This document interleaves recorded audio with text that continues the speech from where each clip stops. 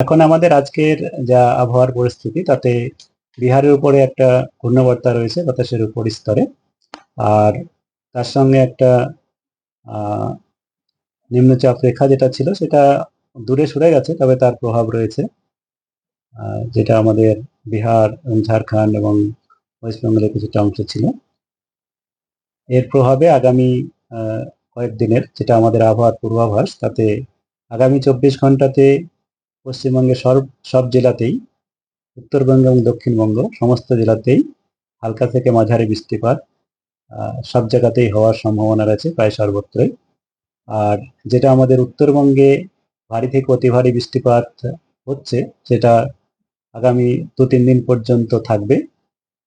মূলত উপরের আমাদের 5টা জেলা, আলিপুরদুয়ার, জলপাইগুড়ি, কোচবিহার, কালিম্পং, দার্জিলিং, ভারী থেকে অতি ভারী বৃষ্টিপাতের সম্ভাবনা বেশি থাকে আলিপুরদুয়ার এবং জলপাইগুড়ি। বাকি জেলাগুলোতে ভারী বৃষ্টিপাতের সম্ভাবনা, তার সঙ্গে সঙ্গে উত্তর দিনাজপুর জেলাতেও হতে পারে। আর আগামী 24 ঘন্টাতে আমাদের দক্ষিণবঙ্গের জেলাগুলিতে বজ্রবিদ্যুৎ সহ বৃষ্টিপাতের সম্ভাবনাই বেশি, তবে 1-2 জায়গায় ভারী বৃষ্টিপাতও হতে পারে। মূলত আমাদের পশ্চিমের কয়েকটা জেলা এবং পশ্চিমের জেলা যেমন আমাদের পুরুলিয়া, বাঁকুড়া, পূর্ব বর্ধমান, পশ্চিম বর্ধমান, বীরভূম, মুর্শিদাবাদ, তার সঙ্গে আমাদের উপকূল ভাগের 2-1টা জেলা যেমন দক্ষিণ 24 পরগনা এবং পূর্ব এবং পশ্চিম মেদিনীপুরেও 1-2 জায়গায় ভারী বর্ষা হতে পারে। আর উপকূলবর্তী অঞ্চলে আমাদের বজ্রবিদ্যুৎ সহ বৃষ্টিপাতের সাথে সাথে মাঝে মধ্যে দমকা হাওয়াও হতে পারে। তার জন্যে যেটা আমাদের উপকূলবর্তী বরাবর যখন বৃষ্টিপাত হবে, তার সঙ্গে বজ্রপ্রগর্ভ যে মেঘ সঞ্চার হয়, তার সঙ্গে দমকা হাওয়া হতে পারে। তার জন্য আজকে মৎস্যজীবীদের সমুদ্রে যেতেও মানা করা হয়েছে আজকের জন্য, শুধুমাত্র এই বজ্রবিদ্যুৎ সহ বৃষ্টিপাতের কারণে। বাকি উত্তরবঙ্গে আমি বললাম যে আগামী 3 দিনই পর্যন্তই এই সর্বত্রই বৃষ্টিপাত থাকবে, সবই 24 ঘন্টা। তারপরে পশ্চিমের সব জায়গাতেই বজ্রবিদ্যুৎ সহ হালকা থেকে মাঝারি বৃষ্টিপাত হওয়ার সম্ভাবনা থাকছে, তবে ভারী বৃষ্টিপাতের সম্ভাবনা কেবলমাত্র পুরুলিয়া এবং বাঁকুড়াতে হতে পারে কালকে। তবে আজকে দেখুন যে জেলাগুলো আমি বললাম, এই জেলাগুলোতে সম্ভাবনা রয়েছে। কলকাতা তার পার্শ্ববর্তী অঞ্চলের যেটা সম্ভাবনা রয়েছে, তাতে সাধারণত মেঘলা আকাশ থাকবে। আজ কয়েক পশলা হালকা থেকে মাঝারি বৃষ্টিপাত বজ্রবিদ্যুৎ সহ অলরেডি আমাদের সকাল থেকে কয়েক পশলা হয়েছে, আরো কয়েক পশলা হালকা বৃষ্টিপাত হওয়ার সম্ভাবনা রয়েছে। কালকেও আমাদের সাধারণত মেঘলা আকাশ থাকবে এবং 1-2 পশলা করে হালকা থেকে মাঝারি বৃষ্টিপাতের সম্ভাবনা থাকছে।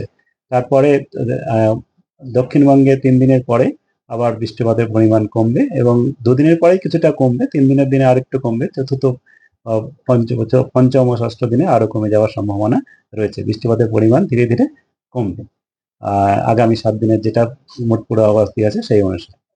এই হচ্ছে এখনকার। আপনারা জানেন গতকালই মনসুন বা মৌসুমী বায়ু আমাদের পশ্চিমের